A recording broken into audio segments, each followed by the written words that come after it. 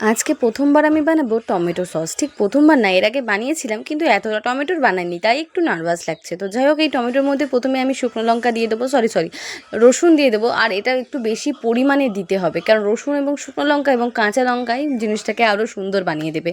আসলে এটা শুকনো লঙ্কা দিয়েই হয়, কিন্তু আমার একটু কম ছিল বলে কাঁচা লঙ্কা দিয়েই বানিয়েছি। তারপরে এইগুলোর খোসা ছাড়াতে হবে। প্রথমে আমি এগুলোর খোসা ছাড়িয়ে নিচ্ছি, এই যে টমেটোর, তারপরে রসুনের ছাড়াচ্ছি। আর এই যে মেহেন্দি করছে দিদির স্টুডেন্ট, আসলে ওরা ব্যাচ স্টার্ট করেছে নতুন, এবং ওরা খুব সুন্দর মেহেন্দি করে। তো তোমরা যদি কেউ জয়েন করতে চাও অবশ্যই আমাকে মেসেজ করতে পারো, ওদের আইডি আমি তোমাদেরকে দিয়ে দেবো। তো যাই হোক, এখন ভিডিওতে ফিরে আসি। এখানে আমি তেল দিয়ে দিলাম, সেই তেলের মধ্যে টমেটো সসটা পুরো দিয়ে দিলাম। ঠিক আছে, এবার এর মধ্যে আমাদের যেটা হবে, সর্ষে তেল দিয়ে অবশ্যই বানাবে। সর্ষে তেল কিন্তু আমাদের শরীরের পক্ষে যথেষ্ট ভালো অন্যান্য তেলের থেকে, এবং সর্ষে তেল দিলেই এই জিনিসটা টেস্ট আরও বাড়বে। তো ভালো করে জিনিসটা দিয়ে এবার আমি ভালো করে মাখাবো।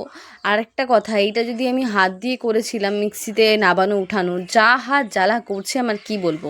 নুন টুন দিয়ে আমি নাবিয়ে দিলাম, এইগুলো পুরো কমপ্লিট হয়ে গেছে আমার সস বানানো। এবার এগুলোকে ধুয়ে পুছে ভালো করে আমাকে রাখতে হবে।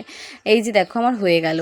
তো যাই হোক, ভিডিওটা এখানে এন্ড করলাম। ভালো লাগলে অবশ্যই like, comment, share, follow, subscribe করো। হ্যাঁ, আর একটা জিনিস তো তোমাদের দেখানোই হলো না, ফাইনাল দিদির মেহেন্দিটা তোমাদের সাথে শেয়ার করি। এই যে দেখো, পুরো মেহেন্দিটা ওদের কমপ্লিট হয়ে গেছে। ওরা সেই সকাল দুপুর থেকে করছে, দুপুর 12টা থেকে, এখন সবে এন্ড হলো 7টা বাজে। তো যাই হোক, আকাশ পাতালটা একটু ঘুরিয়ে ঘুরিয়ে দেখে নিই। ছাদের উপরে প্যান্ডেল হয়েছে, এখানে হয়তো বিয়ে বসে।